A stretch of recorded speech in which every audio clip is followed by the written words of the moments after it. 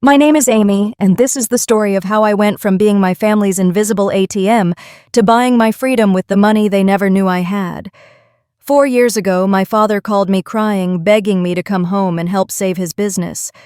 I walked away from a $385,000 Google salary, moved into a tiny guest room, and became the financial backbone of a household that saw me as a charity case. While I paid their $200 mortgage and funded my stepfamily's dreams, they whispered about when I'd finally grow up and move out. The breaking point came at our family barbecue when my stepsister called me a parasite in front of everyone we knew, accusing me of living off my dad's generosity. She had no idea that her designer clothes, art school tuition, and mother's spa treatments were all funded by the sister she was publicly humiliating. What she also didn't know was that I'd been documenting every dollar, planning my escape, and preparing to show them what a real parasite looks like when their $500,000 safety net disappears overnight. It all started when I was reviewing code on my MacBook Pro and my phone buzzed at 11:47 p.m. Dad never called this late. The display showed his contact photo from last Christmas, smiling with his arm around Linda at their Bellevue home. Something cold settled in my stomach as I answered. "Dad, what's wrong?" His voice came through shaky and defeated. "Amy, honey, I need to talk to you about something serious. Rodriguez Construction just lost the Meridian Mall project, and the East Side residential development, and the Microsoft campus expansion. 3 major contracts. My father had built Rodriguez Construction from nothing after immigrating from Mexico 30 years ago. Those contracts represented millions in revenue. How is that possible? The economy, mija. Commercial real estate is tanking. Companies are cutting construction budgets left and right. I've got 12 employees I can't pay next week." I could hear Linda in the background, her voice sharp with panic. "Tell her about the house payment, Richard. Tell her we might lose everything." My chest tightened. "The house payment, Dad? How bad is it really, Amy? I've never asked you for money before. But Linda and the girls, they're scared." Sophia just graduated from UW with her art degree, and Madison finished cosmetology school. They're both still figuring out their careers. You know how it is for young people these days. I knew exactly how it was. I'd been supporting myself since 18, working through college, landing internships, grinding my way up the tech ladder. At 32, I was a senior software engineer at Google with stock options worth $300,000 and a promotion track to principal engineer that I'd worked years to achieve. "What do you need, Dad?" The words came out in a rush. "I need $100,000 for the business just to keep the doors open while I find new contracts. And Amy, I hate to ask this, but could you maybe come home for a while, just 6 months? Help us with the mortgage and expenses until I get back on my feet." My studio apartment in Palo Alto felt suddenly small. Through the floor-to-ceiling windows, I could see the lights of Silicon Valley stretching toward San Francisco Bay. This was my world, my life. I had a corner office at Google, colleagues who respected my work, and a clear path to financial independence that most people only dreamed about. But this was my father, the man who had worked construction sites in blazing heat and freezing rain to pay for my education, who had driven me to every soccer practice and science fair, who had been my anchor when Mom left us after the divorce, moving across the country to start fresh in Florida. "Dad, are you crying?" The silence stretched between us. Then I heard it, a sound I'd never heard before in 32 years. My father, the strongest man I knew, was sobbing. "I'm sorry, mija. I'm so sorry to ask this of you. I know you've got your own life, your career. But we're desperate. Linda's talking about leaving, taking the girls. I can't lose another family, Amy. I can't do it again." The memory hit me like a physical blow. I was 16 when Mom packed her bags, saying she needed space, needed to find herself. I remembered Dad sitting at our kitchen table night after night, staring at divorce papers, trying to figure out how to be a single parent. He'd never remarried until Linda came along 8 years later, and I knew the terror of abandonment still lived inside him. "Okay," I whispered. "I'll come home. Are you sure I don't want you to sacrifice your future for us?" But I was already opening my laptop, calculating my savings account balance. The $100,000 would wipe out most of my emergency fund, but I had my Google salary and those stock options. I could rebuild. "You're my family, Dad. We'll figure it out together." The relief in his voice was palpable. "Thank you, Amy. I promise it's just temporary. 6 months, maybe less. Once I get some new contracts, everything will go back to normal." I started mentally cataloging what I'd need to do. Request a leave of absence from Google, pack up my apartment, figure out how to work remotely from Bellevue. The promotion I'd been working toward would have to wait. Linda's voice came through the phone clearer now, like she'd moved closer to Dad. "Tell her about the mortgage. Make sure she understands how much we need." "The mortgage is $4,500 a month," Dad said quietly. "Plus utilities, groceries, everything else. Linda hasn't worked in 8 years, and with the girls still getting established in their careers." I understood. He needed me to cover the household expenses while he focused on saving his business. It made sense. It was temporary. It was family. "I'll transfer the money tomorrow morning," I said, "and I'll drive up this weekend with my things." After we hung up, I sat in the dark of my apartment looking out at the city lights. My phone showed 3 missed texts from my manager about the promotion announcement next week. I'd have to call him tomorrow, explain that family obligations required me to step back just as my career was hitting its stride. But family came first. It always had in our household, even after Mom left. Dad had sacrificed everything to give me opportunities, and now it was my turn to sacrifice for him. I opened my laptop and started researching remote work policies, already planning how to maintain my Google position from Washington. This was temporary. Just 6 months. I could handle anything for 6 months. The next morning, I called my manager and requested an indefinite leave of absence. I contacted my landlord about breaking my lease. I scheduled movers for the following weekend. As I drove north on I-5 toward Bellevue, 3 days later, my Honda Civic packed with everything I owned, I felt equal parts anxiety and determination. The Seattle skyline appeared ahead Mount Rainier, visible in the distance, and I reminded myself this was about family loyalty, about helping my father through the worst crisis of his life. I had no idea I was driving toward 5 years of financial exploitation that would nearly destroy me. The Rodriguez family home sat on a quiet cul-de-sac in Bellevue Hills, a 2-story colonial worth $1.2 million, with perfectly manicured landscaping and a 3-car garage. I pulled into the driveway behind Linda's white BMW X5, noting the temporary license plates. Brand new, probably a lease. Linda answered the door wearing designer athleisure and a tight smile. "Amy, you made it. Come in, come in." She air-kissed my cheek without warmth. Behind her, I could see Sophia and Madison lounging in the great room, both looking up from their phones with expressions of mild curiosity rather than welcome. Dad emerged from his home office, his face lighting up with genuine relief. "There's my girl." He pulled me into a bear hug that smelled like his familiar cologne mixed with stress sweat. The house felt different than I remembered from my last visit 2 years ago. Everything was pristine, expensive, and cold. The furniture looked like it belonged in a showroom rather than a home where people actually lived. "Let me show you to your room," Linda said, leading me toward the back of the house. "We've set up the guest room for you." The guest room turned out to be a small space next to the laundry room, barely large enough for a twin bed and a narrow dresser. The single window looked out onto the garbage cans. Meanwhile, I could see Sophia's art supplies scattered throughout what had been Dad's den, and Madison's beauty products covering every surface of the hall bathroom. "This is perfect," I lied, setting down my suitcase. "Just temporary, right?" "Of course," Linda said. "Just until you get back on your feet." Back on my feet. As if I was some kind of failure who needed family charity rather than a successful engineer taking a career break to help them through a crisis. At dinner, I tried to understand the family dynamics I'd be living with. Sophia, 25, had just graduated from University of Washington with a Bachelor of Fine Arts. She was tall and striking like her mother, with an easy confidence that came from never having worried about money.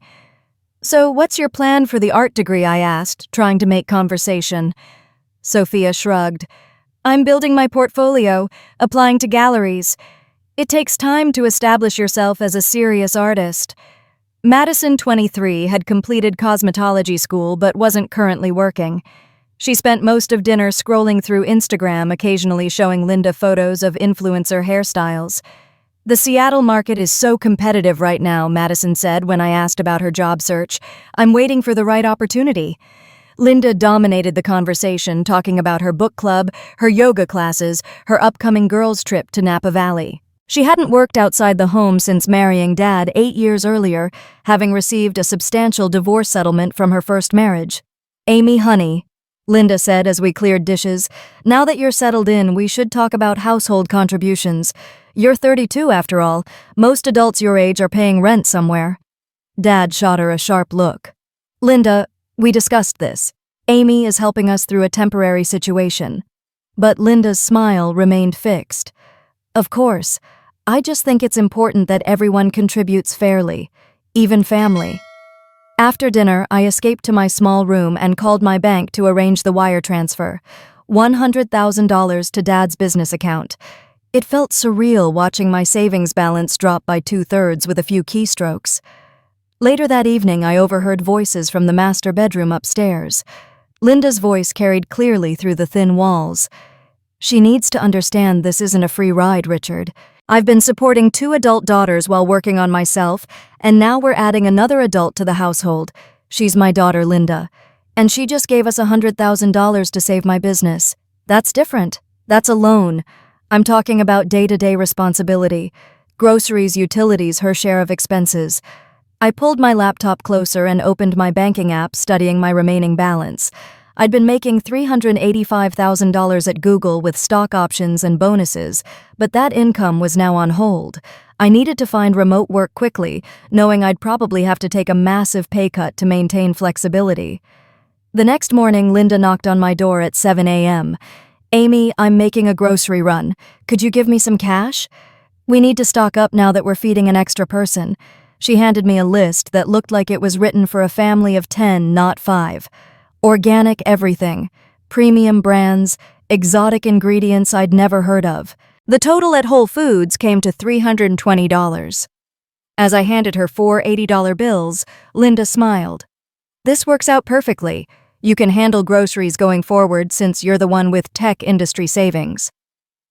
That afternoon, I received an email from a Seattle startup called Innovate Tech. They were looking for a remote senior software engineer. The salary was $250,000, significantly less than my Google package, but still substantial.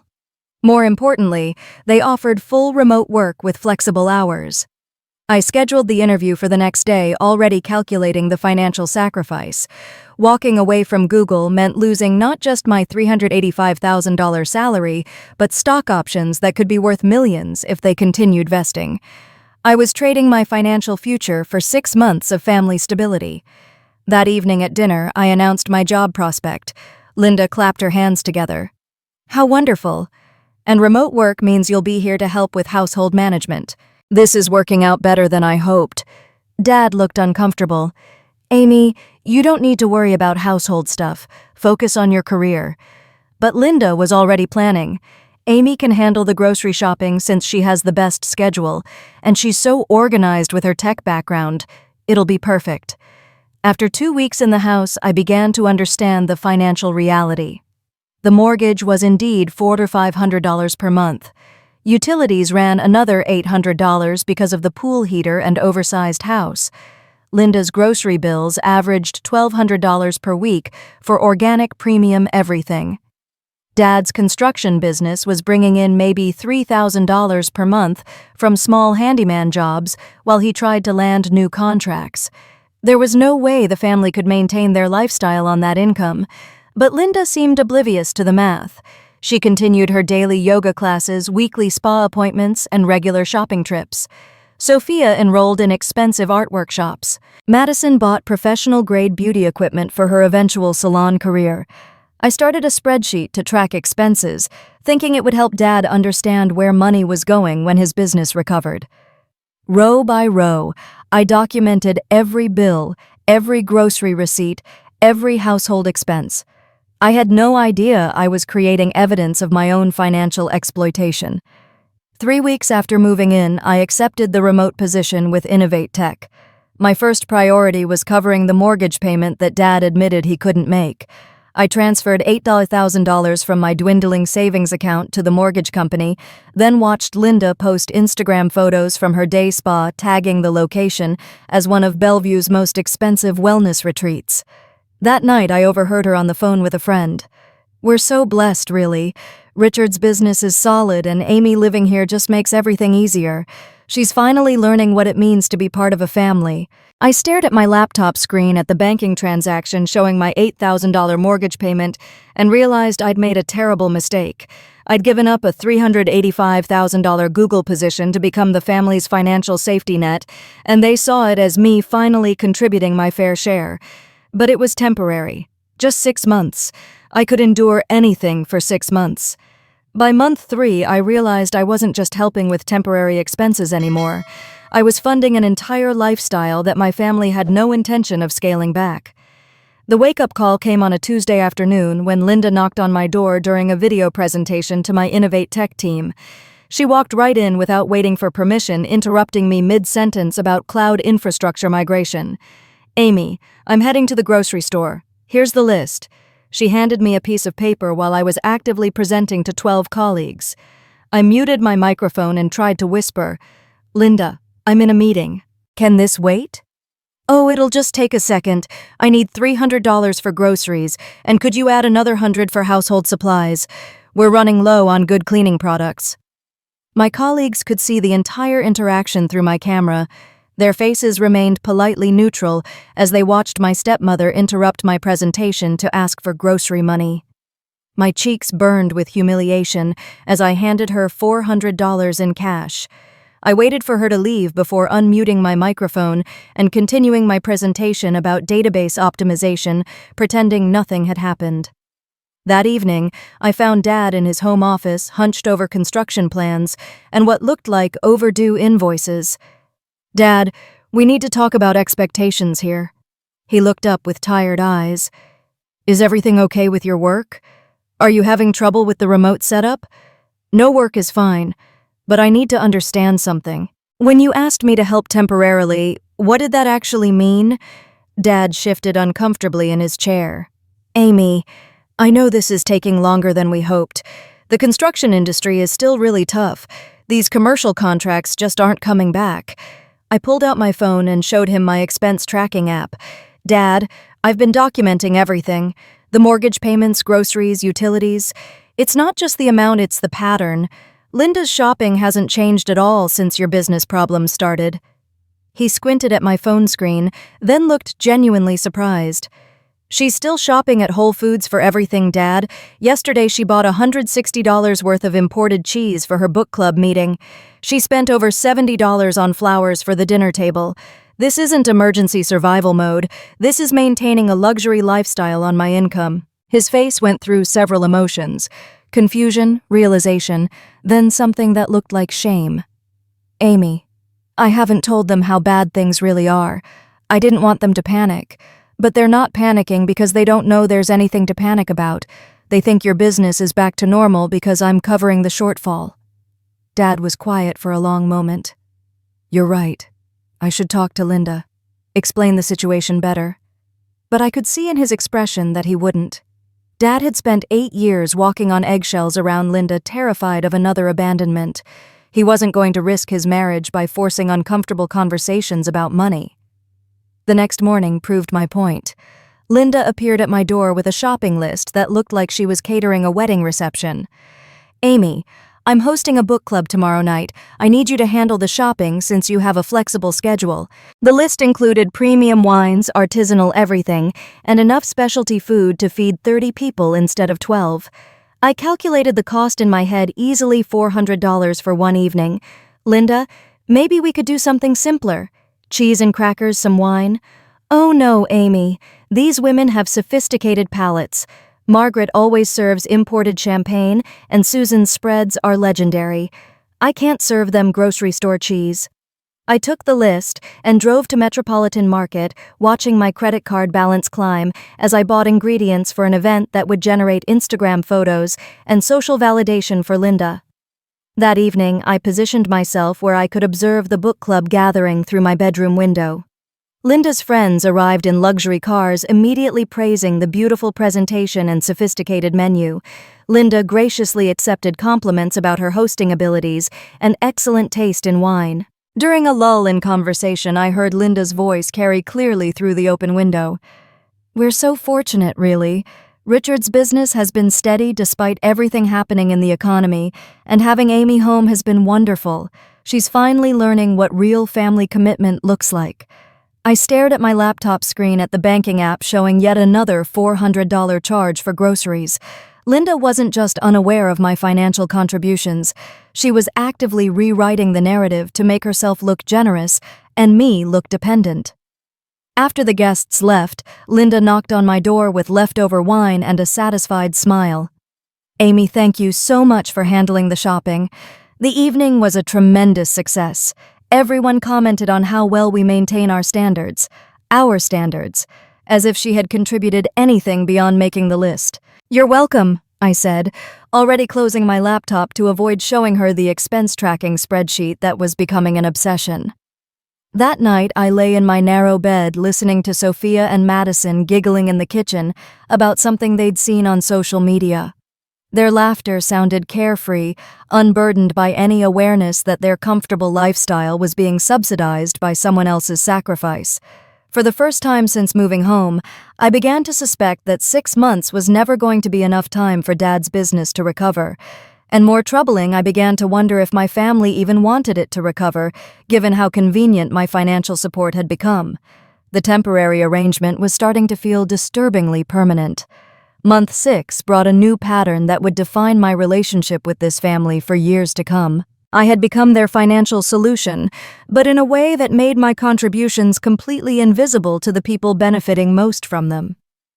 It started on a Saturday morning when Sophia cornered Dad in the kitchen.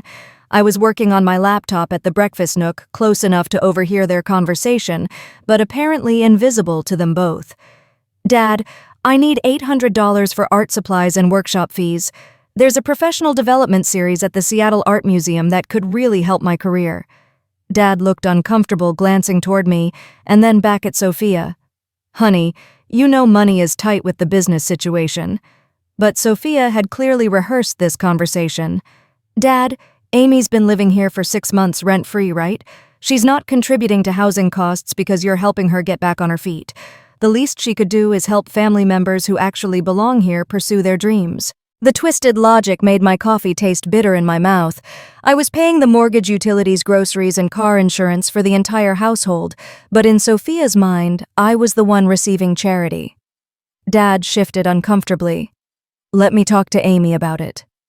20 minutes later, he approached my makeshift desk with the expression I was learning to dread. "Amy, I hate to ask, but Sophia needs some money for her art career. $800 for supplies and professional workshops. She makes a good point about family members supporting each other."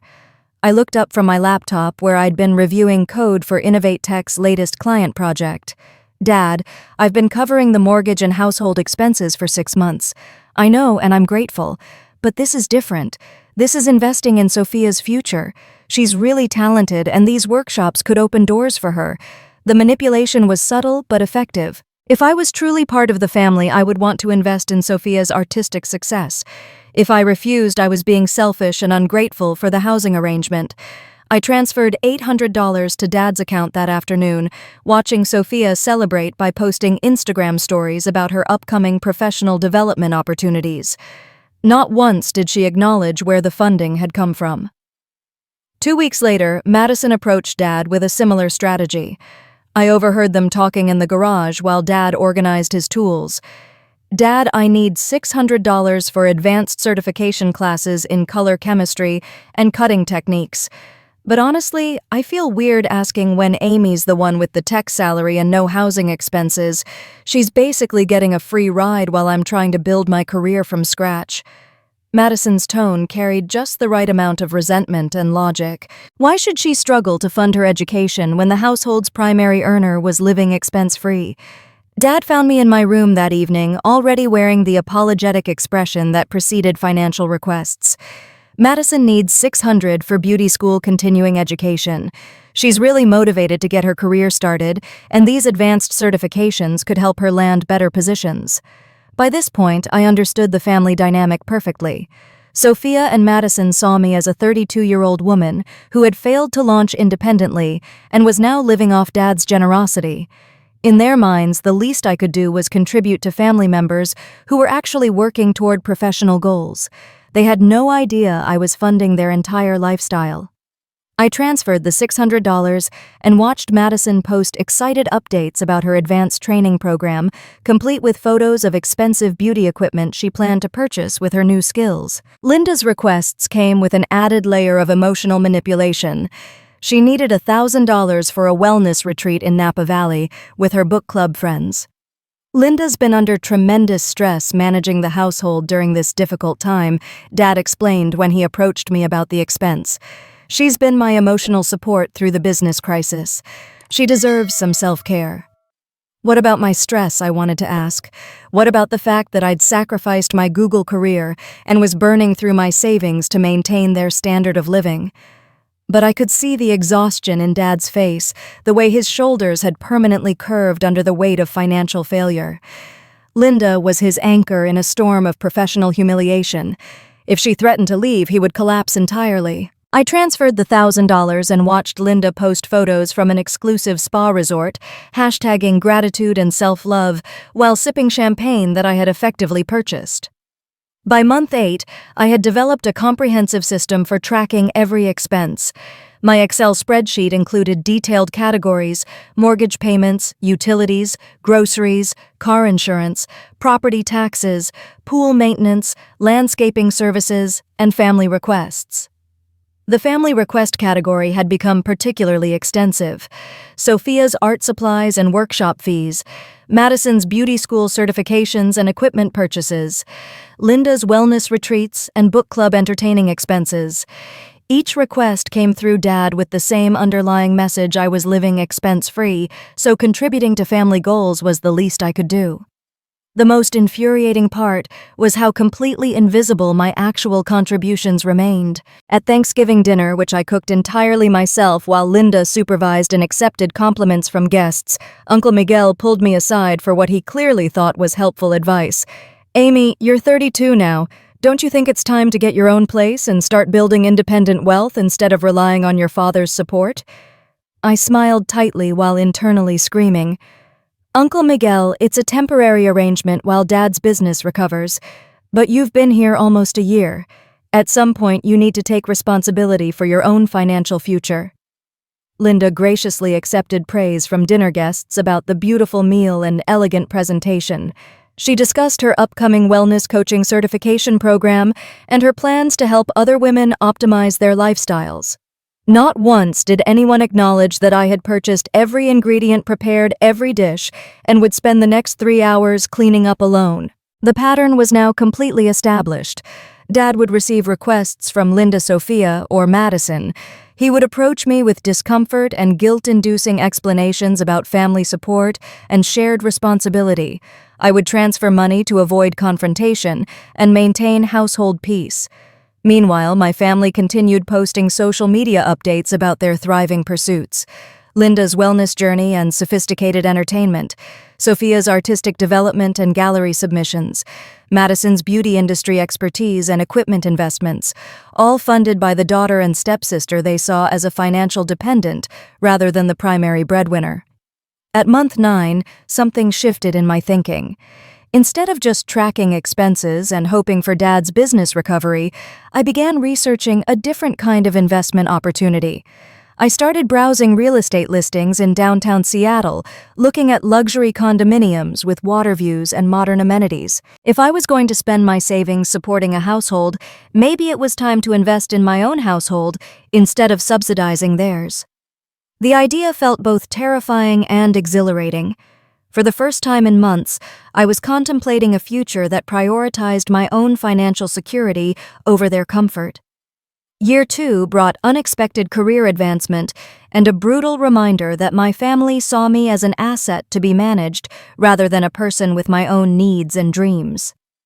Innovate Tech had been acquired by a larger firm, and my work on their cloud infrastructure migration had caught significant attention from the new parent company.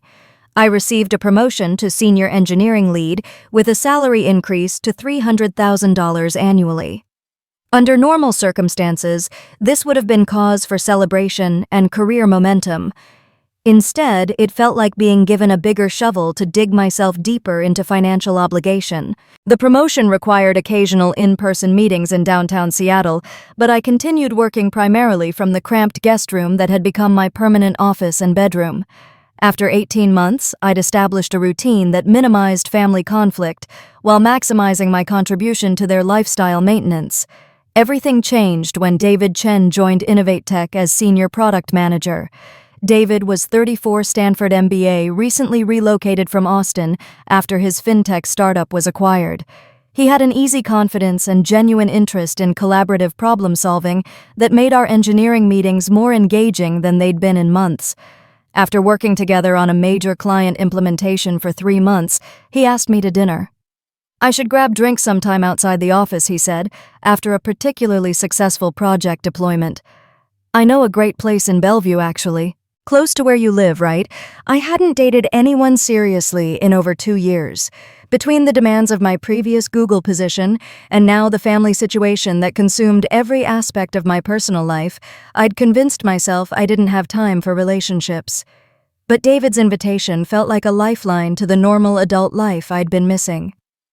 We met at the Parlor in downtown Bellevue, a sophisticated bistro where David was clearly comfortable navigating the wine list and making thoughtful conversation about everything from travel to books to technology trends. For 2 hours, I felt like the successful, interesting woman I'd been before sacrificing my independence for family obligations. The evening went so well that I made a decision that felt both brave and terrifying. I invited David back to the house to meet my family. It seemed like the natural next step for any normal 33-year-old woman. Introduce the promising new guy to your family. Let them get to know each other. Begin building the foundation for something serious. I had no idea I was walking him into an orchestrated performance. Linda answered the door wearing a cocktail dress and full makeup, as if she'd been preparing for company all evening. Behind her, Sophia appeared in a low-cut blouse and designer jeans, while Madison had clearly spent considerable time on her hair and makeup. "You must be David," Linda said with a brilliant smile that looked practiced. "Amy's told us so much about you. Come in. We're just having drinks in the living room." Within minutes, Linda had positioned David on the sofa and launched into an elaborate presentation about her lifestyle coaching business ideas. She'd been researching wellness optimization for successful women. She explained helping them create harmonious home environments that supported both professional achievement and personal fulfillment. "I think there's a real market for it, especially here on the East Side where women have the resources to invest in themselves," Linda said, leaning forward with obvious interest in David's opinion. "What do you think about the business model from a technology and marketing perspective?" David tried to be polite, but I could see his confusion. This was supposed to be a casual family introduction, not a networking opportunity for Linda's imaginary business ventures. Meanwhile, Sophia had positioned herself in the chair directly across from David, crossing her legs and launching into detailed descriptions of her latest art projects. She'd just been accepted into a group showing at a Capitol Hill gallery, she claimed, and was working with several collectors who appreciated her unique perspective on Pacific Northwest industrial landscapes. "David, you have such interesting insights about creative industries and how technology intersects with art," Sophia said, maintaining intense eye contact in a way that made me want to disappear. "I'd love to show you my portfolio sometime. I think you'd really appreciate the conceptual framework I'm developing." Madison jumped in with elaborate stories about the beauty industry revolution she was planning to lead. She'd been researching sustainable product formulations and developing a business plan that incorporated social media marketing and influencer partnerships to create an eco-friendly salon concept. "You probably understand digital marketing strategies better than anyone," Madison said to David, with obvious admiration. "I'd love to get your thoughts on my Instagram content strategy and maybe some advice about building professional networks."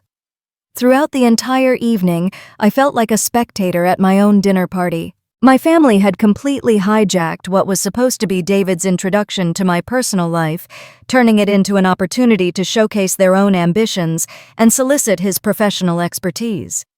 When I tried to redirect the conversation toward David's background or our collaborative work projects, Linda would interrupt with another story about her wellness coaching research.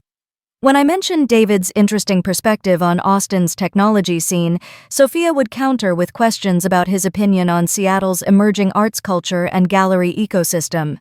David gamely tried to include me in conversations, asking about my thoughts on various topics, but the family dynamics made meaningful interaction nearly impossible.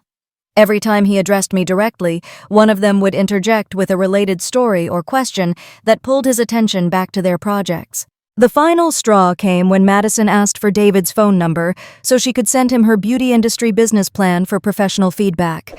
"I think you'd have such valuable insights about market positioning and growth strategies," she said, with her most charming smile.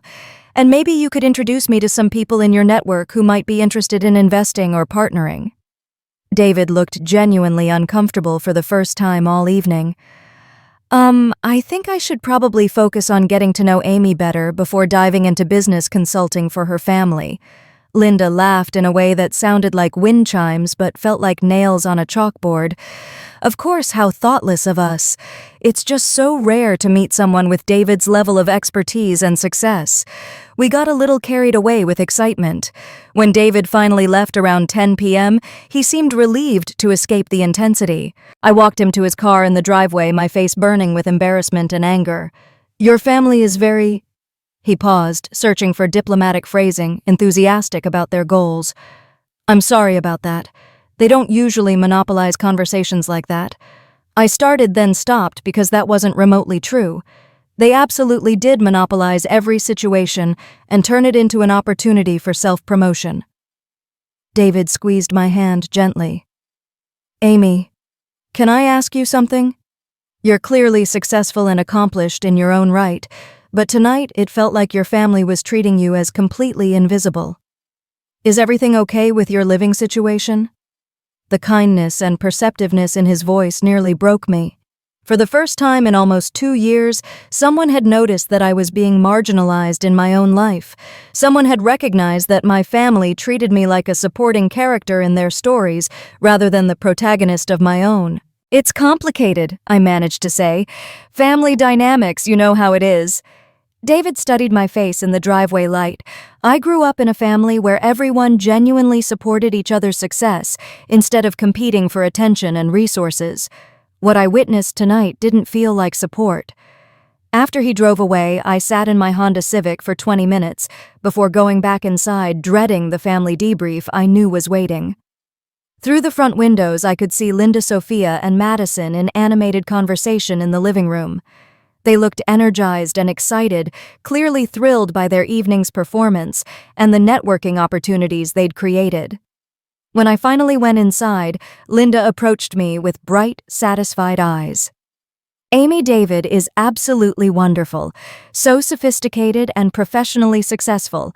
You're very fortunate to have someone of his caliber interested in you."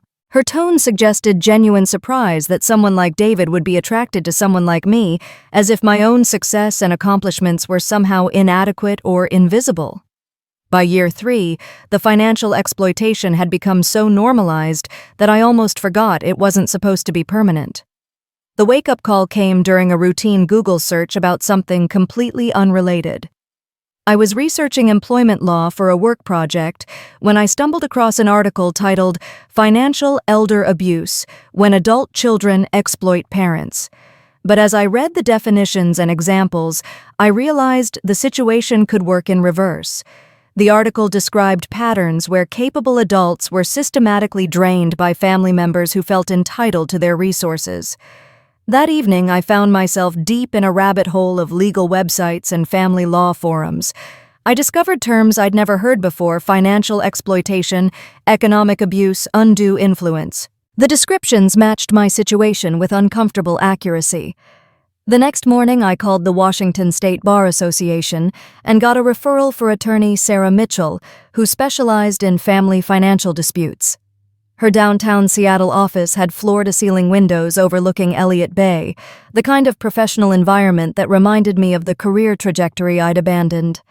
Ms. Rodriguez Sarah said after I'd explained my situation, "What you're describing sounds like textbook financial exploitation.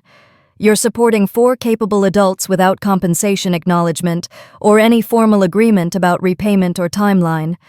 but they're my family." I said the words sounding weak even to me. Family relationships don't exempt people from legal and ethical obligations. You've essentially become an involuntary source of income for adults who are capable of supporting themselves. Sarah explained that Washington state had strong laws protecting people from financial abuse, even when the victims were adult children rather than elderly parents. The fact that I was maintaining detailed documentation would be crucial if I ever needed legal protection. "I recommend you continue documenting everything," she said. "Bank transfers, receipts, any communications about money. And consider whether this arrangement serves your best interests or theirs." I left her office with a stack of informational pamphlets about financial boundaries and a clarity I hadn't felt in months. For the first time, someone had validated that my situation wasn't normal family support, but systematic exploitation. That same week, Sophia graduated from University of Washington with her Bachelor of Fine Arts degree. The graduation ceremony should have been a celebration, but it quickly became another opportunity for financial requests. Dad approached me the day after graduation with his familiar uncomfortable expression. "Amy, Sophia wants to focus on building her art career full-time instead of taking a regular job. She thinks she needs about 6 months to really establish herself in the Seattle art scene. What does that mean financially?" I asked, though I already knew the answer. "Well, she'll need living expenses covered while she builds her portfolio. Maybe $1,500 a month for personal costs, plus art supplies and exhibition fees. So basically, I'd be paying Sophia a salary to pursue her hobby while she lived rent-free in a $1 million house. Dad, she's 25 years old with a college degree. Most people get jobs after graduation. But Amy, she's really talented. These first few months could determine her entire career trajectory. As a family, shouldn't we invest in her potential?" The guilt manipulation was becoming more sophisticated. Now my willingness to fund Sophia's artistic dreams was a test of my family loyalty. Meanwhile, Madison had completed her advanced cosmetology certifications, but announced that the Seattle beauty market was oversaturated and competitive. She needed time to research the industry and develop her unique brand before jumping into employment. "Madison's taking a strategic approach to her career launch," Linda explained when I questioned the logic. "She wants to understand the market positioning before committing to the wrong opportunity." What Madison actually wanted was to continue living expense-free while building an Instagram following and networking with Seattle influencers. She spent her days at coffee shops in Capitol Hill and Fremont, posting content about beauty trends and sustainability.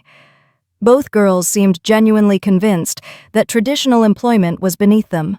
They'd watched Linda live comfortably for 8 years without working outside the home, and they expected similar arrangements for themselves. The breaking point came when I discovered something that made my blood run cold.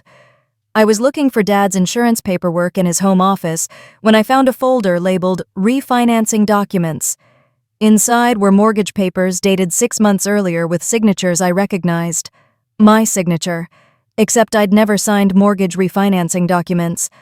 My hands shook as I read through the paperwork. Dad had refinanced the house, extending the loan term and increasing the monthly payment from $4,500 to $5,200. The documents listed me as a co-signer and guarantor legally responsible for the debt. He had forged my signature and committed me to a 30-year mortgage on a house I didn't own. I photographed every page with my phone, then replaced the folder exactly as I'd found it. That evening, I called Sarah Mitchell's office and scheduled an emergency appointment. "This is mortgage fraud," Sarah said after reviewing the photos. "It's a felony. Your father has made you legally responsible for a debt without your knowledge or consent. Can he do that?" "Is it enforceable?" "The signatures are clearly forged, so the documents wouldn't hold up in court." "But Amy, this changes everything about your situation. Your father has crossed the line from financial pressure into actual criminal behavior." That night, I confronted Dad in his office. I placed printed copies of the mortgage documents on his desk and watched his face go white. "Dad, did you forge my signature on these refinancing papers?" He couldn't meet my eyes. "Amy, I can explain. The bank required a co-signer because of my business situation. I knew you'd want to help and I didn't want to burden you with more paperwork. You committed mortgage fraud. You made me legally responsible for a debt I never agreed to." Dad's shoulders collapsed, and he began to cry in a way that reminded me of the phone call that had started this nightmare. I was desperate, Amy. Linda was talking about leaving, taking the girls. The bank said they might foreclose. I didn't know what else to do. "But Dad, this is illegal. You could go to prison for this." "I know," he whispered. "I know it was wrong." But Linda pressured me to find a solution, and she said family members should be willing to help each other through difficult times. So Linda knew about the forgery. She suggested it, he admitted. She said you were already paying the mortgage anyway, so making it official would just be paperwork. I stared at my father, realizing that the man I'd sacrificed my career to help had become someone I didn't recognize. The desperation and fear of abandonment had turned him into a criminal, and Linda had been the architect of his moral collapse. "Dad, I need you to understand something. I could have you arrested for this. I could press charges for fraud and identity theft." He looked up with terror in his eyes. "Amy, please. If I go to prison, I'll lose everything. Linda will leave, the business will be gone, the house will be foreclosed." "I won't press charges," I said quietly, "but this can never happen again. And Dad, you need to understand that you've permanently damaged our relationship." As I walked back to my small room, I realized that my father's fear of losing Linda had made him willing to sacrifice his own daughter's financial security and legal safety. Linda hadn't just manipulated our family finances, she'd corrupted the fundamental trust between a father and child. For the first time since moving home, I began to plan my escape. Year 4 began with news that should have been cause for celebration, but instead became the catalyst for my escape plan. InnovateTech's parent company had gone public, and my stock options from the acquisition were suddenly worth $180,000. I stared at the email notification on my laptop screen, calculating the total windfall. After taxes, I'd net around $140,000. Combined with what remained of my savings, I finally had enough capital to change my life completely. But this time, I wasn't going to make the mistake of announcing a financial windfall to my family. Instead of celebrating, I quietly opened a new account at Chase Bank across town from the Wells Fargo branch, where the family did their banking. I arranged for the stock option payout to be deposited directly into this secret account, completely separate from any financial trail my family could follow. That weekend, I drove to downtown Seattle and walked through the neighborhoods I'd dreamed about before sacrificing my independence. Belltown, Capitol Hill, the waterfront districts where young professionals lived in sleek condominiums with city and water views. I called Jennifer Park, a realtor whose name I'd found on a Zillow listing for a luxury condo building. Jennifer was a sharp woman in her 40s who understood exactly what I was looking for when I explained my situation carefully. "I need something with privacy," I told her over coffee near Pike Place Market. "I'm currently living with family, but I'm ready to establish my own place.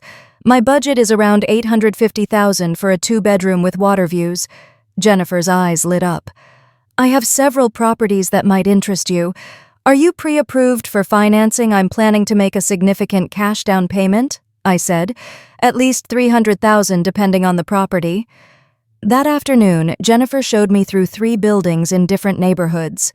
The first was a sleek high-rise in Belltown with floor-to-ceiling windows and modern finishes. The second was a converted warehouse in Capitol Hill with exposed brick and industrial charm. But the third property made my heart stop. It was a penthouse unit in a waterfront building overlooking Puget Sound with panoramic views of the Olympic Mountains and Seattle's harbor. The living room had 20-foot ceilings and a wall of windows that framed the water like a living painting.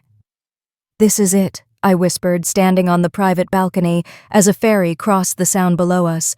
The unit was priced at $850,000, exactly at the top of my budget. 2 bedrooms, 2 bathrooms, a chef's kitchen with granite countertops, and a master suite that opened onto the balcony. Everything I'd dreamed about during my Google days before family obligations had derailed my plans. "I want to make an offer," I told Jennifer. That evening, I returned to the Bellevue house and sat in my cramped guest room, comparing my current reality to the life I could build. While I researched mortgage rates and calculated monthly payments, I could hear Linda planning another dinner party in the kitchen, discussing wine selections that would cost more than most people's grocery budgets. Over the next month, I worked with Jennifer to finalize the purchase while maintaining complete secrecy about my plans. I had mortgage paperwork sent to a P.O. box I'd rented near my office. I conducted all phone calls with lenders from my car during lunch breaks. I used Jennifer as my contact for all communications to avoid any connection to the family address. My credit score was excellent, despite the financial drain of supporting the household for 4 years. My debt-to-income ratio looked favorable once I documented my actual living expenses rather than the family's inflated lifestyle costs. During this process, I began calculating the true cost of my family support. I opened my comprehensive expense tracking spreadsheet and added up 4 years of documentation. Mortgage payments, $200 per month for 48 months, equaled $249,600. Utilities, $800 monthly for 48 months, totaled $38,400. Groceries, $3,200 monthly for 48 months, came to $153,600. The initial business loan, $100,000. Various family requests for art supplies, beauty school, wellness retreats, and entertainment, approximately $58,400. Total family support over 4 years, $500,000. $500,000 of my earnings had gone to maintaining a lifestyle for people who not only failed to acknowledge my contributions, but actively resented my presence in their home. The mortgage fraud discovery had been the final straw, but seeing the total financial impact in black and white numbers gave me the resolve I needed to follow through with my escape plan. 2 weeks before my planned closing date, Dad approached me with another request that perfectly illustrated how normalized the exploitation had become.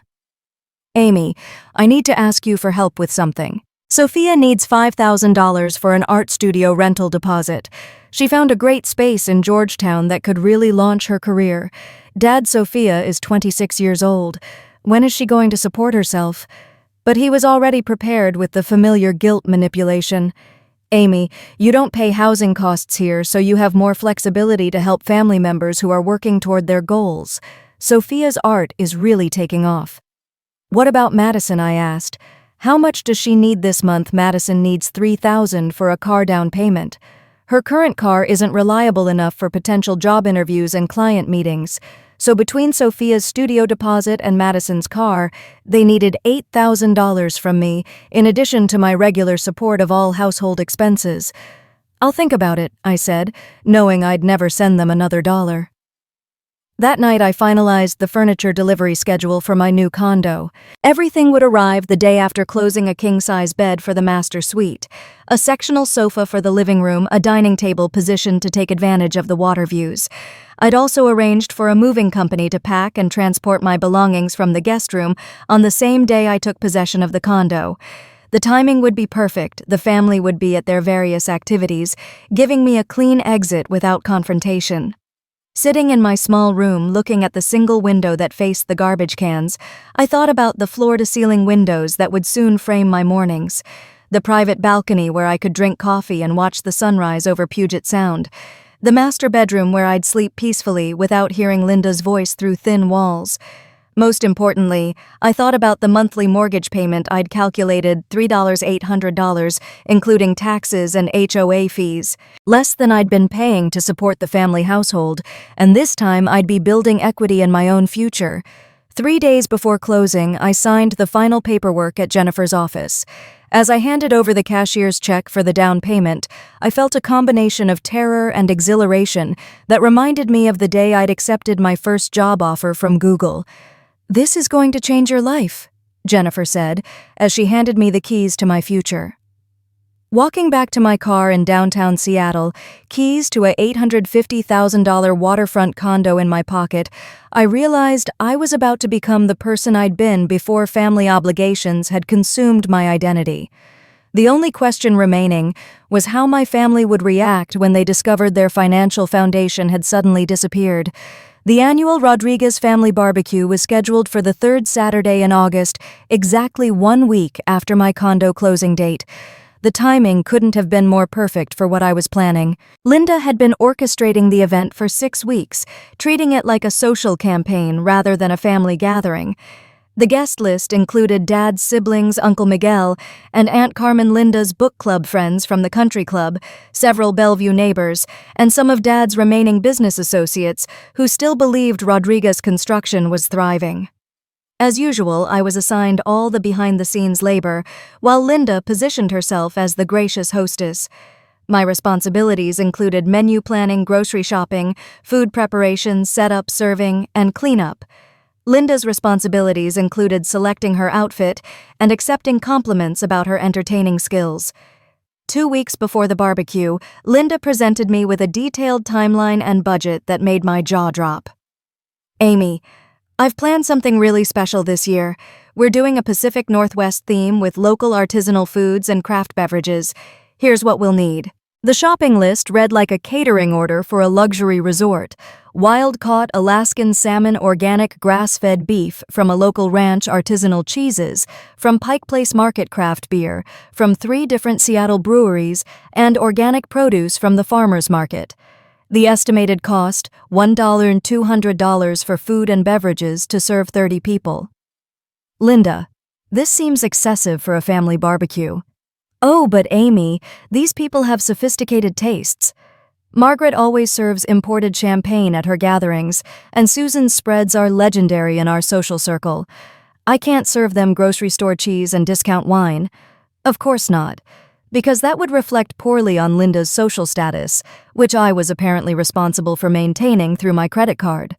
The week before the barbecue, I made multiple trips to specialty food stores across the East Side, charging hundreds of dollars for ingredients that most families would consider restaurant-quality luxury. $30 per pound salmon, $40 artisanal cheese wheels, craft beer that cost more than most people's entire grocery budgets. As I shopped, I imagined Linda's reaction when she discovered that her personal ATM was about to disappear permanently. 3 days before the event, I overheard a conversation that confirmed my suspicions about Linda's true motivations for the barbecue. I was working in my room when Linda's voice carried clearly from the kitchen, where she was on the phone with someone I assumed was one of her book club friends. "The barbecue is going to be perfect this year. I'm finally ready to have that conversation with Amy about taking more responsibility for her living situation. Richard's been too soft on her, but I think public pressure from family might help her understand that she needs to contribute more or find her own place." My blood ran cold as I processed what I was hearing. This wasn't just a family gathering. It was a carefully orchestrated intervention designed to publicly humiliate me into increased compliance. Linda continued, "I've talked to Sophia and Madison about supporting the message. Amy's 33 years old and still living in our guest room without paying rent. At some point, family kindness becomes enabling destructive behavior." I grabbed my phone and started recording, capturing Linda's voice as she outlined her strategy. "The timing is perfect because we'll have witnesses. Uncle Miguel has always been direct about these things, and my friends understand the importance of adult children taking responsibility. If Amy feels embarrassed enough, she might finally step up." That evening, Linda knocked on my door with unusual brightness in her expression. "Amy, I wanted to talk to you about the barbecue this weekend.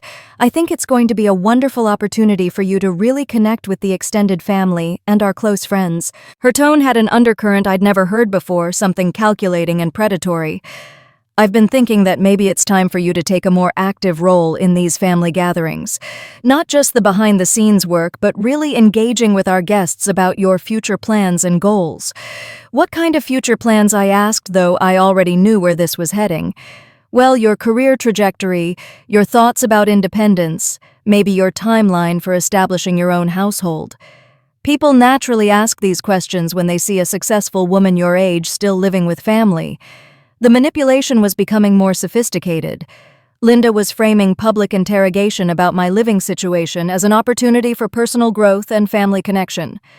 The next day, I discovered just how carefully Linda had choreographed the upcoming ambush. I was returning from a grocery run when I heard voices in the backyard and realized Linda was coaching Sophia and Madison.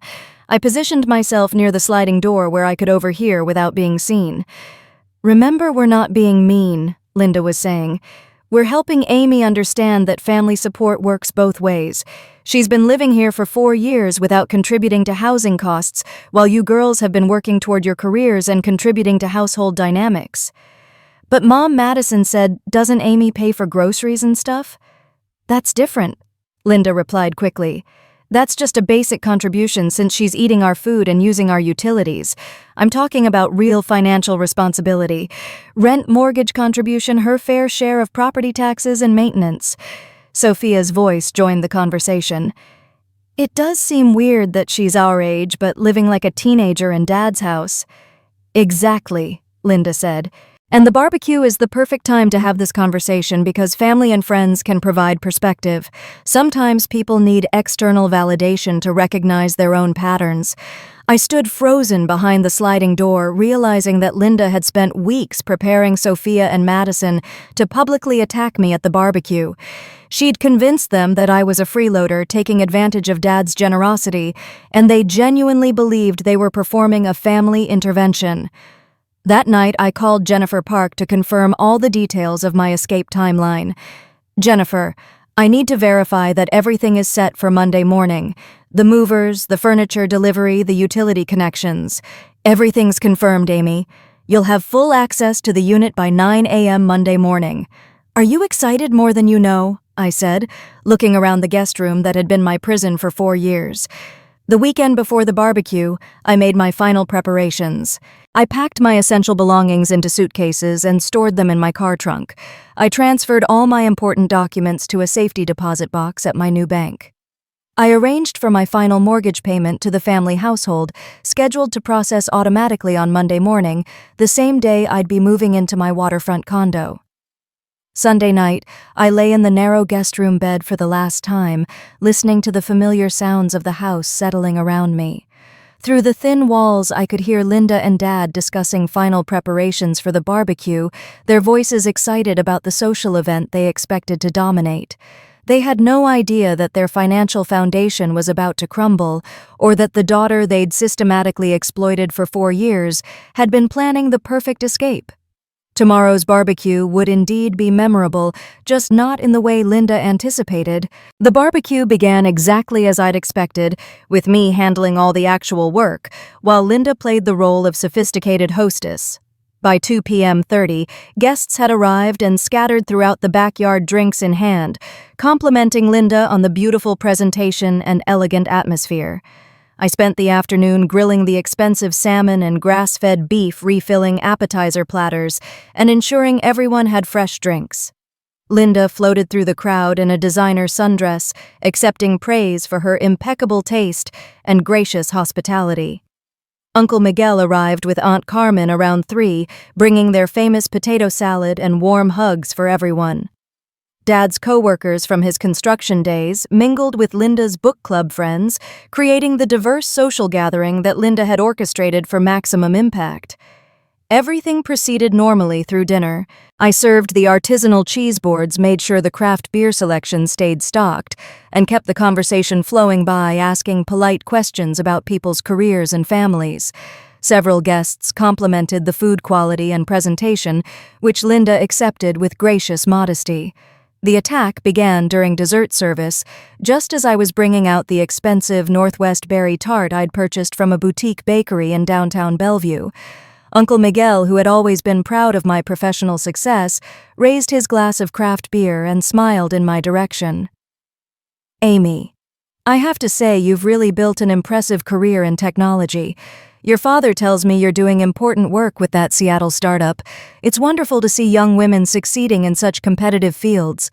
The compliment was innocent enough, but I noticed Linda's expression sharpened, with something that looked like irritation. She'd spent the entire afternoon being praised for hosting abilities that I'd funded and executed, and now the conversation was shifting toward my actual accomplishments. Before I could respond to Uncle Miguel's kindness, Sophia's voice cut through the pleasant dinner conversation like a knife. "Success. She's a 33-year-old parasite living off Dad while actually working. People struggle to afford their own homes." The backyard went completely silent. 30 guests turned to stare at Sophia, then at me, their faces reflecting confusion and discomfort. This wasn't the kind of family dynamic people expected to witness at a pleasant Saturday barbecue. But Sophia was just getting started. She stood up from her chair, clearly prepared for this moment, and launched into what sounded like a rehearsed speech. Amy takes advantage of Dad's generosity while contributing absolutely nothing to this household. She lives rent-free in a $1 million house, eats food she doesn't pay for, and uses utilities she doesn't cover. Meanwhile, Madison and I are trying to build careers and become independent adults. I felt my face burning with humiliation and rage. 30 pairs of eyes were focused on me watching this public execution of my character. Some guests looked genuinely shocked. Others seemed uncomfortable with the family drama they were witnessing. Linda nodded approvingly from across the patio, her expression satisfied rather than horrified by her daughter's attack. This was exactly the intervention she'd orchestrated.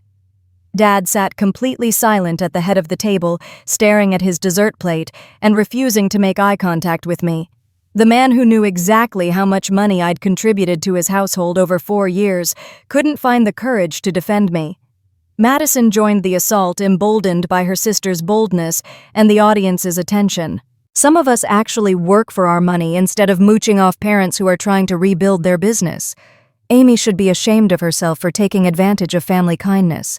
The twisted logic was breathtaking.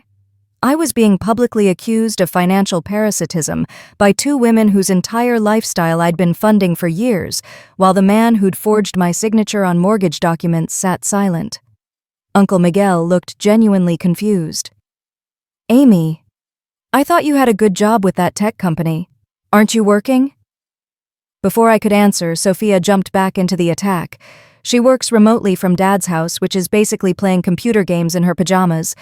Meanwhile, she expects Dad to house her, feed her, and cover all her living expenses while she saves her entire salary for herself.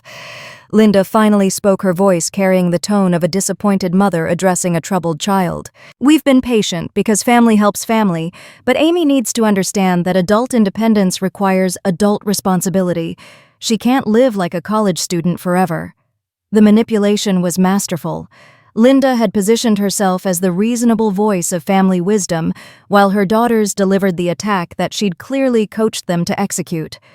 I stood up slowly, my hands trembling with a combination of rage and hurt that threatened to overwhelm me completely. 30 guests watched as I processed the surreal experience of being called a parasite by people whose lives I'd been subsidizing for years. The silence stretched for what felt like hours, but was probably only seconds. I could hear the distant sound of boats on Lake Washington, kids playing in neighboring yards, the normal sounds of a Saturday afternoon in suburban Bellevue.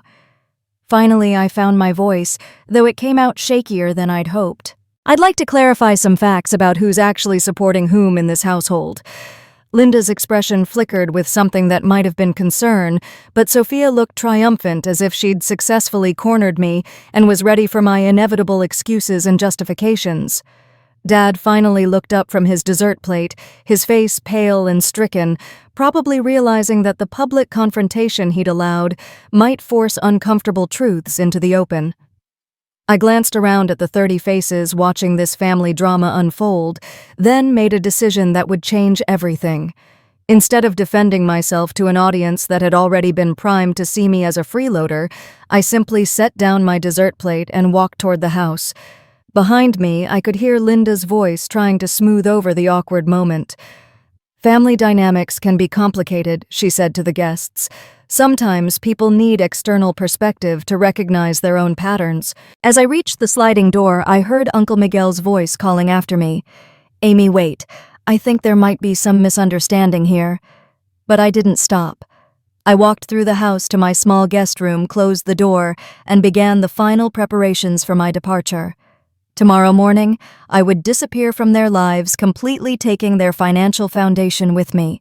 They wanted to know who the real parasite was in this family. They were about to find out. 20 minutes after I'd walked inside, Dad appeared in my doorway. His face was ashen, and I could hear the muffled sounds of guests still mingling in the backyard, their conversations noticeably more subdued than before. "Amy, we need to talk about what just happened out there." I was sitting on my narrow bed staring at my laptop screen, where I'd pulled up the comprehensive financial records I'd been maintaining for 4 years. Every mortgage payment, every grocery bill, every utility expense, every family request. $500,000 of documentation that told a very different story than the one Sophia had just performed for 30 witnesses. "Do we, Dad?"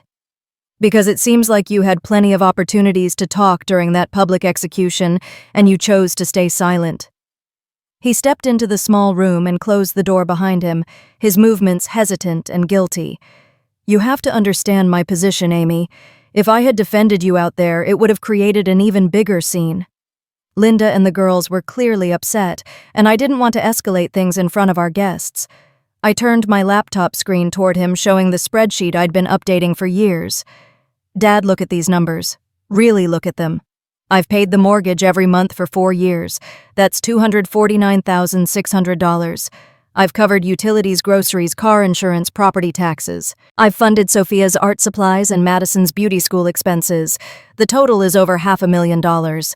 His face went through several emotions as he processed the financial reality that he'd been willfully ignoring for years. I didn't realize the total was that high. Yes, you did. You knew exactly what I was paying because you're the one who came to me every month with requests and explanations about family needs. You knew, and you let them call me a parasite anyway. Dad sat down heavily in the single chair across from my bed, suddenly looking much older than his 55 years. Amy, you have to understand something. Linda threatened to leave if I kept enabling what she calls your dependence on us. She said defending your lifestyle would send the wrong message about family responsibility. My lifestyle. I repeated the irony so thick I could barely process it. Dad, I live in a room the size of a closet. I work remotely to accommodate your family's needs. I've given up career opportunities, relationships, and my own independence to keep this household financially afloat. He couldn't meet my eyes. I know you've made sacrifices. Sacrifices, Dad. Let me tell you what Linda told her book club friend on the phone 2 weeks ago. She said the barbecue would be the perfect opportunity to publicly pressure me into contributing more or finding my own place. This whole intervention was planned. His face registered genuine shock. She said that I pulled out my phone and played the recording I'd made of Linda's conversation, watching Dad's expression crumble as he heard his wife's voice outlining her strategy for manipulating me through public humiliation. She's been coaching Sophia and Madison for weeks, I continued, convincing them that I'm a freeloader so they'd feel justified in attacking me today. And you knew this was coming, didn't you? Dad's silence was enough. Amy, I can't lose another woman. After your mother left, I swore I'd never put myself in that position again. Linda is my security, my stability. If she leaves and takes the girls, I'll have nothing. You'll have me, I said quietly. Or you would have if you'd chosen to defend your daughter instead of enabling your wife's manipulation. Dad looked up with desperate eyes. Can't you understand my position? I'm 55 years old with a failing business. Linda gives me purpose, makes me feel needed. Without her, I'm just a broken man living alone in an empty house. And what am I, Dad? What have I been for the past 4 years? The question hung in the air between us. Outside, I could hear Linda's voice rising above the general conversation, probably explaining to concerned guests that family interventions were sometimes necessary for adult children who struggled with independence. Amy, I'm sorry about what happened today. I'll talk to Linda and the girls privately. Make sure they understand how much you actually contribute. But I could see in his expression that he wouldn't. Dad had made his choice 4 years ago when he remarried, and he'd reinforced that choice every month when he came to me for money instead of setting boundaries with his wife. Dad, let me ask you something directly. If Linda demanded that you choose between your wife and your daughter, who would you pick? The silence stretched between us for nearly a minute. Through the thin walls, I could hear guests saying their goodbyes, thanking Linda for a lovely afternoon, and commenting diplomatically about the interesting family dynamics they'd witnessed. Finally, Dad spoke in a voice barely above a whisper. I can't lose her, Amy. I'm sorry, but I can't go through another abandonment. I chose Linda. The words hit me like a physical blow, even though I'd known the answer before asking the question. My father, the man who'd worked construction sites in brutal weather to pay for my education, who'd driven me to every soccer practice and science fair, had just officially prioritized his wife's comfort over his daughter's well-being. I closed my laptop and stood up, walking to my dresser where I'd already packed my essential belongings. Dad, I want you to understand something. I could have you arrested for mortgage fraud. I have documentation of the forged signatures, and Sarah Mitchell, my attorney, has copies of everything. His face went white with terror. Amy, please. If I go to prison, I'll lose everything. The business, the house, Linda, everything. I won't press charges, I said calmly. But our relationship is permanently damaged. You've chosen your wife over your daughter, and that choice has consequences. I pulled out the folder of financial documentation I'd prepared for this moment. 4 years of mortgage payments, utility bills, grocery receipts, family requests, everything meticulously organized and totaled. I'm leaving this on your desk. When the family starts panicking about how they'll pay next month's bills, show them exactly who's been supporting their lifestyle. Dad stared at the folder as if it contained explosives. Amy, what does that mean? Where are you going? I'm going to live my own life, Dad. Something I should have done 4 years ago instead of sacrificing my future for people who see my generosity as weakness. As I walked past him toward the door, Dad grabbed my arm with desperate intensity. Amy, please, we can work this out. I'll talk to Linda, make her understand. Just don't abandon the family. I looked down at his hand on my arm, then back at his face. Dad, I'm not abandoning the family. I'm just stopping the financial subsidy that's been enabling everyone to avoid adult responsibility. I gently removed his hand and walked toward his home office, where I placed the comprehensive financial documentation on his desk next to his construction plans and overdue invoices. 4 years and $500,000, I said as he followed me. Good luck explaining that to Linda when the bills come due next month. Outside, the last guests were leaving their voices polite but strained as they thanked Linda for an eventful afternoon. Through the front windows, I could see Sophia and Madison cleaning up the backyard, looking pleased with themselves for successfully confronting their freeloading stepsister. They had no idea their financial foundation was about to disappear completely. Monday morning arrived with perfect Seattle summer weather, clear skies, and 72 degrees. I woke up at 6 a.m. in my cramped guest room for the absolute last time, listening to the familiar sounds of the house settling around me while my family slept off the barbecue festivities. The moving company was scheduled to arrive at 9 a.m., precisely when I'd calculated everyone would be at their various Monday activities. Dad had a golf meeting with potential clients at Bellevue Country Club. Linda had her weekly spa appointment with the esthetician, who charged more than most people's car payments. Sophia was enrolled in a morning art class at a Capitol Hill studio, and Madison had a beauty industry networking event in downtown Seattle. Perfect timing for a clean exit without confrontation or drama. I showered quickly, dressed in jeans and a comfortable sweater, and loaded my remaining personal items into my Honda Civic. Everything else was already packed in boxes and suitcases that I'd been secretly preparing for weeks. At 8:30, I heard Dad's truck pull out of the driveway, followed by Linda's BMW 15 minutes later. Sophia left in her Subaru at 8:50, and Madison departed in the family's spare Toyota at 9 a.m. exactly. The house fell completely silent. At 9:05, I heard the rumble of the moving truck pulling into the driveway.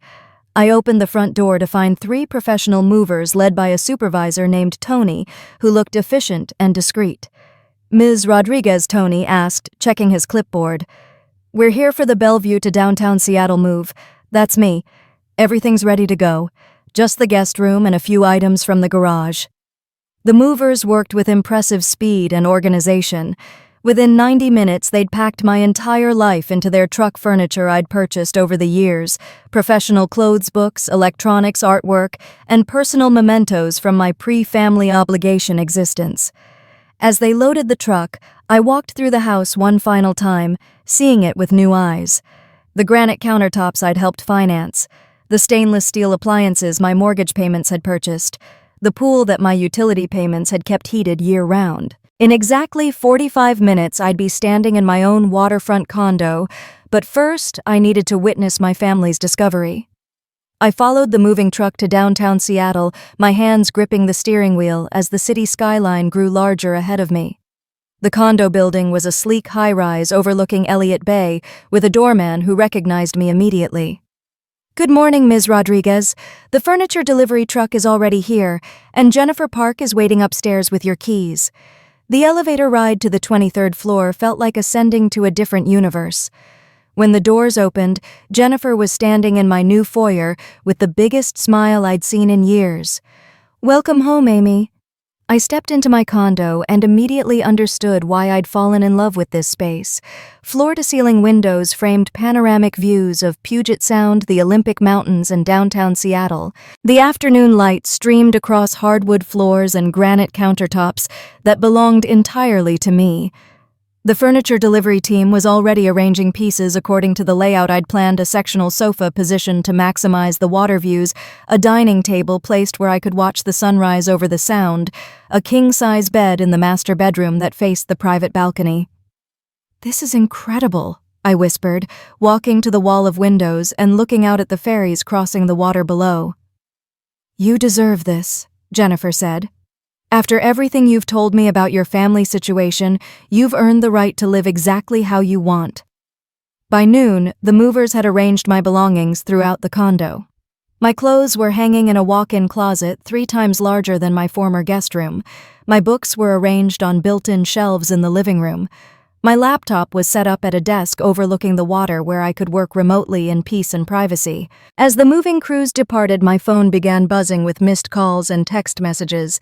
The family had discovered my empty room. The first message was from Dad. "Amy, where are your things? We need to talk immediately." Then Linda. "This is completely unacceptable behavior. You can't just disappear without explanation." Sophia. "Did you seriously move out without telling anyone?"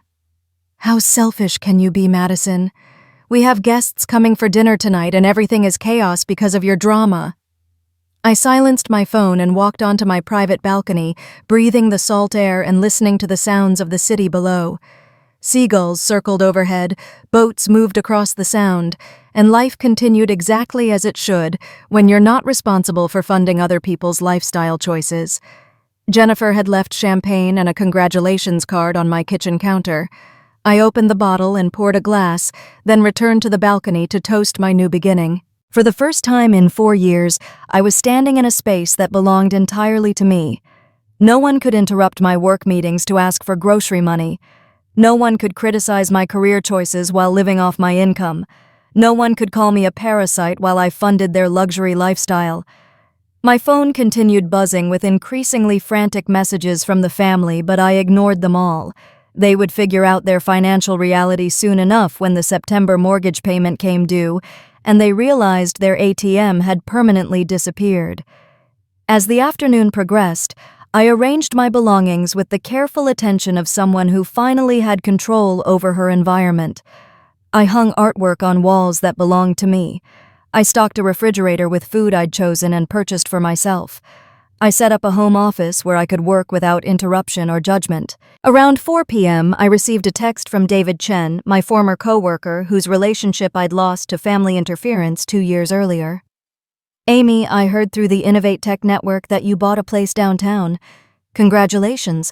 I always wondered if you'd find a way out of that family situation. Would you like to grab dinner sometime to celebrate?" I stared at the message, realizing that word of my escape was already spreading through professional circles. People who'd watched me struggle with family obligations were celebrating my independence. I'd love that, I texted back. I have a lot to celebrate. As the sun began to set over Puget Sound, painting the sky in brilliant oranges and purples, I stood on my balcony with a glass of wine and reflected on the day's magnitude.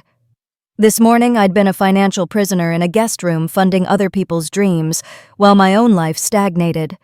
Tonight, I was a homeowner with waterfront views and complete control over my future. My phone showed 23 missed calls from Dad and a string of text messages that escalated from confusion to anger to what appeared to be genuine panic as the family processed my disappearance. The final message, sent just minutes earlier, was from Dad. "Amy, please call me. We found the financial documents you left. We need to talk about how to move forward." I deleted the message without responding and opened my laptop to update my address with Innovate Tech's HR department. Tomorrow, I'd start working from my new home office with views of the Olympic Mountains, officially beginning the life I should have been living all along. The family would have to figure out their finances without me. 1 week after my escape, the true magnitude of my family's financial dependence became impossible to ignore. My phone had been buzzing constantly with increasingly desperate calls from Dad, but I'd blocked all their numbers after the first few days of panic-driven voicemails. The mortgage payment was due September 1st, and for the first time in 4 years, there was no automatic transfer from my account to cover the $200 bill. I learned about their crisis through Uncle Miguel, who called me at my new condo on a Tuesday evening. "Amy, your father asked me to reach out. He's in a real panic about the house payment, says he didn't realize how much you'd been contributing to household expenses." Uncle Miguel's voice carried a tone I'd never heard before, something between concern and dawning realization. He showed me the financial records you left behind. $500,000 over 4 years, Amy. I had no idea you were supporting the entire household. Finally, someone in the family understood the reality of my situation. The truth is spreading through our extended family. Uncle Miguel continued, "Your cousins are shocked. Everyone assumed Richard's business had recovered and that you were living there as some kind of arrangement. Nobody knew you were paying for everything." Over the following weeks, the consequences cascaded through the family, like dominoes falling in slow motion. Sophia, who'd spent Saturday calling me a parasite in front of 30 witnesses, was forced to take a job at Target to help cover basic household expenses.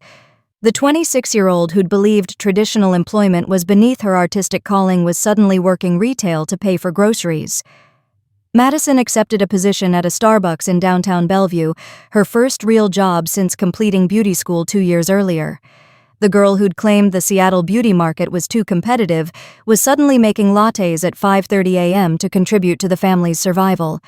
Linda's credit cards hit their maximum limits within 2 weeks. Without my income subsidizing the household, there was no buffer for her weekly spa appointments, book club entertaining, or designer clothing purchases. The lifestyle she'd maintained for 8 years disappeared overnight. The most satisfying consequence was watching Uncle Miguel's investigation into the family finances. As the oldest and most respected member of Dad's family, Miguel had always been protective of family members who were being taken advantage of. When he learned the full scope of my exploitation, he became my unlikely advocate. Miguel called me 3 weeks after my departure with an update that made me smile. "Amy, I had a long conversation with your father about accountability and family values. I told him that what happened to you was financial abuse, plain and simple. Some of the extended family are cutting contact with Richard and Linda until they make this right. The social consequences were swift and brutal. Dad's siblings and their families began declining invitations to family gatherings. Linda's book club friends who'd witnessed the barbecue intervention started asking pointed questions about household finances that Linda couldn't answer without admitting the truth. Within a month, the family's social standing in their Bellevue community had crumbled as word spread about their treatment of the daughter who'd been secretly funding their lifestyle. Meanwhile, my professional life was thriving in ways I'd forgotten were possible. Working from my waterfront condo, I'd completed 2 major projects for Innovate Tech that caught the attention of senior leadership. When the parent company offered me a promotion to principal engineer with a significant salary increase, I accepted immediately. The promotion included stock options and a relocation bonus that I used to fully furnish my condo with the high-end pieces I'd been dreaming about for years. A sectional sofa in Italian leather, a dining set positioned to maximize the water views artwork from local galleries that reflected my personal taste rather than someone else's approval. 6 weeks after leaving the family, I received a text from David Chen asking if I wanted to have dinner at a new restaurant in Capitol Hill. Our first date in over 2 years went better than I could have imagined. Without family obligations consuming my emotional energy, I was able to be fully present for conversations about travel career goals and shared interests. David picked me up at my condo, and I watched his expression change as he took in the panoramic views and sophisticated space I'd created. "Amy, this is incredible. You've built exactly the life you deserve." 2 months after my departure, the family's financial crisis reached its inevitable conclusion. Dad called Uncle Miguel to report that he and Linda were separating. The stress of losing their primary income source combined with the social embarrassment of their exposed exploitation had destroyed their marriage. Linda moved out with Sophia and Madison, finding a rental apartment they could afford on the girls' combined retail salaries. Dad remained in the Bellevue house, but he'd been forced to refinance again and take in paying tenants to cover the mortgage. 3 months post-escape, I received a handwritten letter forwarded through Uncle Miguel. The return address showed Dad's construction company, and the envelope was thick with several pages of what looked like careful handwriting. The letter was a comprehensive acknowledgement of everything he'd done wrong over the past 4 years. Dad took full responsibility for the financial exploitation, the mortgage fraud, and most importantly for choosing Linda's comfort over his daughter's well-being. He wrote about the shame he felt watching the BBQ intervention unfold without defending me. He acknowledged that fear of abandonment had made him complicit in systematic abuse of the daughter who'd sacrificed her career advancement to help him. The letter concluded with a request for eventual forgiveness, but no expectation of renewed contact or relationship repair. He understood that trust, once broken through fraud and betrayal, might never be rebuilt. I read the letter twice, then filed it away without responding. Some relationships couldn't be salvaged, and some choices had permanent consequences. 4 months after my escape, Sophia sent her own message through social media. After experiencing real employment and financial responsibility for the first time in her adult life, she'd gained perspective on the family dynamics she'd participated in destroying. Her message was shorter than Dad's letter, but equally honest.